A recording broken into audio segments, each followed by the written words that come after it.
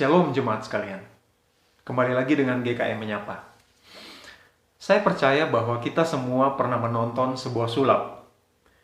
Pada waktu sulap itu diperlihatkan pertama kali, kita mungkin akan kaget dan langsung merespons, "Wow, mengapa bisa begitu?"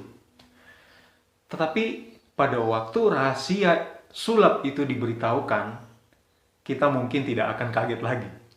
Jadi setelah diberitahukan, kita tidak akan kaget lagi. Tetapi bagaimana jika kita sudah diberitahukan berulang kali, tetapi kita masih tetap kaget? Aneh bukan? Jemaat sekalian, itulah sebenarnya yang banyak kali kita lakukan. Kita sudah diberitahu, tetapi kita masih saja kaget. Kita telah diberitahu bahwa orang yang mengikut Tuhan akan mengalami penderitaan.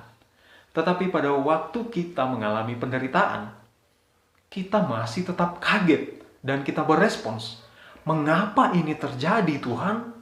Apa salah saya?"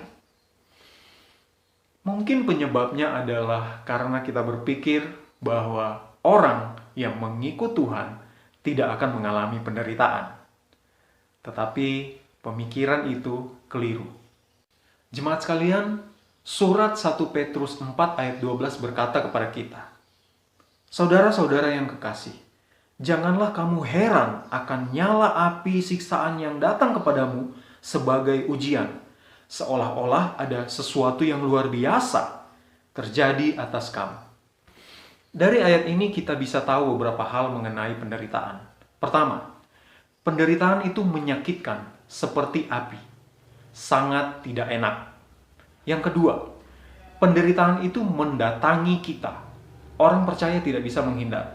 Yang ketiga, penderitaan itu ada tujuannya, yaitu untuk menguji kita. Dalam 1 Petrus 1 ayat 7 lebih jelas lagi bahwa penderitaan bertujuan untuk memurnikan iman kita. Jadi penderitaan bukan untuk menyengsarakan kita, tetapi memurnikan iman kita. Yang keempat, penderitaan adalah hal yang biasa, bukan hal yang luar biasa. Dalam terjemahan lain, kata luar biasa diterjemahkan dengan aneh. Artinya, penderitaan itu bukan sesuatu yang aneh, bukan sesuatu yang luar biasa sehingga kita akan terkejut dan merasa janggal. Penderitaan itu adalah sesuatu yang biasa. Penderitaan yang dimaksud di dalam ayat ini adalah penderitaan karena Kristus, bukan penderitaan yang biasa kita alami. Jemaat sekalian, banyak orang berpikir bahwa penderitaan itu adalah sesuatu yang aneh. Penderitaan itu tidak cocok bagi manusia. Maka seharusnya manusia menghindar, menjauh, dan menolak penderitaan. Bahkan banyak orang Kristen berpikir bahwa orang yang sudah ikut Tuhan tidak akan menderita. Maka tidak heran jika pada waktu mereka mengalami penderitaan, mereka kaget, sangat kaget. Tetapi firman Tuhan berkata, penderitaan itu biasa, tidak aneh. Semua orang mengalaminya, baik orang yang percaya kepada Tuhan maupun yang tidak percaya. Baik penderitaan yang biasa maupun penderitaan karena Kristus akan dialami oleh orang percaya. Dan jika kita akan terus mengalami penderitaan, maka tentu penderitaan itu adalah sesuatu yang biasa, bukan?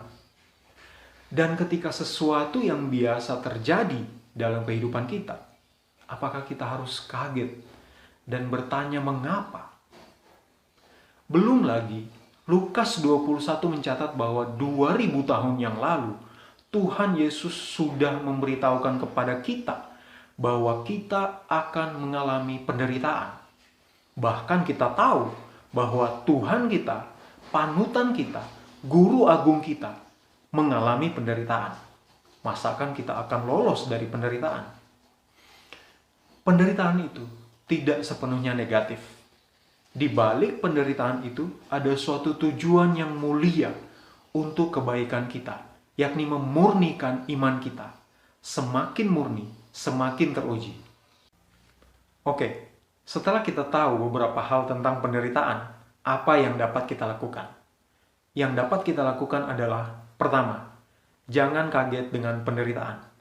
Penderitaan itu biasa, tidak aneh. Jadi kita tidak perlu kaget dengan penderitaan. Yang kedua, bersukacitalah dalam menghadapi penderitaan.